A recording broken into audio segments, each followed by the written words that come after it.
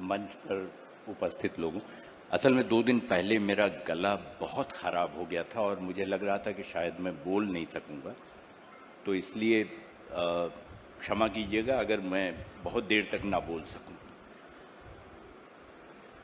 मैं जो विषय है उस पर अपनी बात रखूंगा और एक अलग ढंग से जिसका संदर्भ मेरे 2 पूर्व वक्ताओं ने दिया उसका भी हवाला रखूंगा। लेकिन उससे पहले मैं एक अपने बचपन की अयोध्या के 2 चरित्रों से आपका परिचय कराना चाहता हूं। एक का नाम था कल्लू कथिक, कथा सुनाते थे वो। ये जो कथक है, शास्त्रीय कथक नृत्य, ये कथिक परंपरा अवध की है। इसकी जड़ें बहुत गहरी थीं अवध में और आज तक आपको कथिक परंपरा के लोग मिलते हैं वहाँ, जो खड़े होकर कथा सुनाते हैं। वो सिर्फ बोल नहीं रहे होते हैं, अभिनय करते हैं। जो आप अगर कोई पूर्व रूप कथक, क्लासिकल कथक का होगा तो आप उन कथिक लोगों से देख सकते हैं उनको। कल्लू कथिक अब दुनिया में नहीं हैं, लेकिन उनके परिवार के 1-2 लोग अब भी ये परंपरा जीवित रखे हुए हैं। उन पर काम करना चाहिए। मैंने राम कथा घर में जो सुनी वो सुनी, लेकिन जो मेरी स्मृति में बची हुई रही वो या तो कल्लू कथिक की वजह से थी, जो खाकी अखाड़ा एक जगह होती है वहीं अपनी कथा कहा करते थे, और दूसरे करिया पंडित भी अब दुनिया में नहीं है। ये लोग सावन के मेले के समय अयोध्या आते थे और कथा कहते थे। मुझे याद है करिया पंडित कथा सुना रहे थे और वो बीच बीच में उछलते रहते थे, खड़े हो जाते थे, बैठ जाते थे।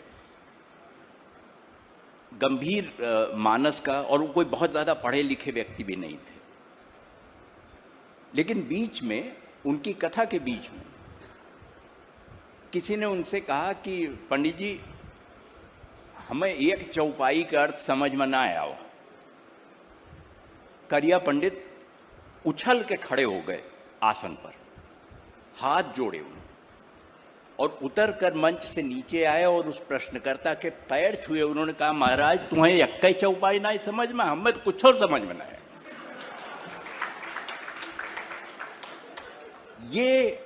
ये तुलसी है, ये तुलसी का मानस है, जिसको आप समझते हैं कि आप समझ रहे हैं, दरअसल वो आपकी जो बौद्धिक क्षमताएं हैं उनके बहुत ऊपर से निकल जाता है, बहुत ऊपर से। तुलसीदास को आप इसलिए समझा हुआ मान लेते हैं क्योंकि आप रामकथा जानते हैं। आपको मालूम है कि ये हुआ, ये हुआ, ये हुआ, वो वन गए, उसके बाद किष्किंधा कांड हुआ और लंका कांड हुआ और सीता को लेकर वापस आ गए, और पूरी मानस की कथा आपको मालूम है। इसलिए आपको मानस पढ़ते समय समस्या नहीं होती। दिक्कत कहाँ है? दिक्कत ये है कि तुलसीदास गोसाई जी 500 बरस पहले की अवधि में लिख रहे थे, और उनकी अवधि, जैसा अभी मेरे पूर्व वक्ता ने कहा, कि केवल अवध क्षेत्र में बोली जाने वाली भाषा तक सीमित नहीं थी। अगर आप गिनती करने बैठें तो 1000 से ऊपर अरबी और फारसी के शब्द मानस में मिलते हैं। तुर्की मिलती है, पहलवी मिलती है, और ब्रज तो वहां है ही, संस्कृत है ही।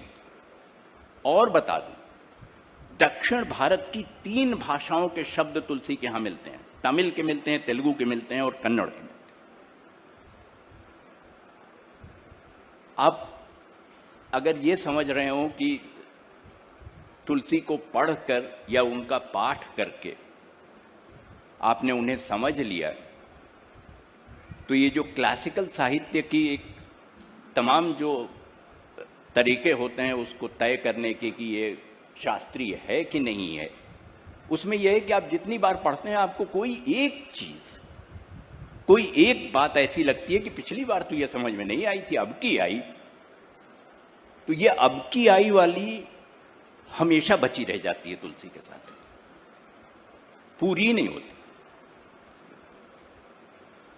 मैं सन 75-76 में गोरखपुर में था और तमाम लोगों का हवाला दिया लोगों ने कि तुलसी के साहित्य के बारे में शायद वो अपने आप को इस काबिल समझते ही नहीं थे कि तुलसी साहित्य पर या मानस पर कुछ कह सकें। मैंने बहुत डरते डरते गोरखपुर में फिराक गोरखपुरी से पूछा